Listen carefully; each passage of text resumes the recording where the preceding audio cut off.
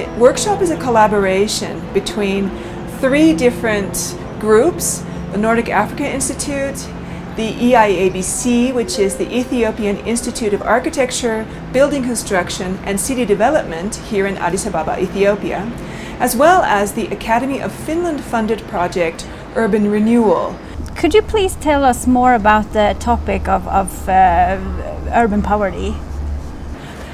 Yes, Africa is currently urbanizing at a very fast rate, and because many cities here in Africa are not equipped with the infrastructure that they would need, or necessarily the policies that they would need to absorb the large numbers of persons coming from rural areas to settle in the city, looking for better opportunities, of course, and as well as the population growth which is happening in the cities themselves.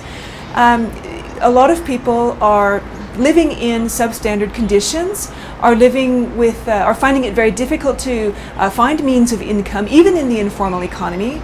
And so, there's large segments of African urban populations who are in need of help. And of course, much is being done, but much more could be done. The main question that I am approaching, that I'm bringing to this question is really, why are the poor poor? I think we need to understand that before we can start to alleviate poverty. So if we assume that the poor are poor simply because they are marginalized from economic processes, I believe that may not be the whole answer. We need the help, and we need the assistance and the collaboration of both local and central governments to alleviate this problem. Here in Addis Ababa, where we are, the central government and the local governments have shown a great willingness to work with this problem, have shown they have very much acknowledged the existence of this problem and are working on ways to solve it. And that's what we're looking at here, is this urban renewal. The government is taking into account the needs of the poor, but because these issues are so large and complex, there may also be areas where the government may not always be aware of the needs of the poor, or simply, not having the resources to help them immediately. The building that's been done there over in the city is really phenomenal. I mean, you can't walk 10 steps without running into a new construction site. And I haven't seen this kind of process of urban change, well, basically ever. So in 10 years, this city will be completely different, and it would be fantastic and very, very important too that the researchers are here and this change is being documented and it's being discussed and reflected upon. So yeah, I think this is one of the more important spots in Africa where you can actually do urban studies at the moment. Could you please tell me a little bit about your research? I've been working with the Afrikaners and being a white Afrikaner in South Africa, and the moral communities that people build in the cities. What in this process of gentrification is typical of South Africa, and how does it differ from other countries? And maybe it does, maybe it doesn't, but we found this very strong idea of a moral space and a moral process behind this whole idea of gentrification. What do you mean with moral space? There was always the idea of people getting the space they deserve. People being moving, for example, wealthy white people deserve a nice space to live in, and depending almost like on your position in the racial hierarchy, you receive the space that you should have. On the other hand, now after and during apartheid, it was like this: the whites got the best areas, and they were really wonderful, and then the coloreds got much worse areas, and the blacks, they were basically supposed to stay in the homelands. They were not supposed to come to the city at all. And this changed after apartheid, so that the moving restrictions changed. So what has previously been discussed as race became also, but not exclusively, discussed as class. So poverty, although there are white poor, but poverty still predominantly means that you are black. And there were many inner city areas in Cape Town, for example, where many people who didn't have money, who could be black, colored or white, were still living at the end of apartheid. And after the end of apartheid, South Africa opened up to many kinds of developments, and there are many investors and developers who want to build. Many of these houses that were previously owned or lived by the inner city poor have now been sold to wealthier owners. And at the same time, the poor people are under more pressure to move out from the central areas of city that are becoming more valuable now. And a lot of this discussion is framed in terms of being a good citizen, being a moral citizen, having a right to the city.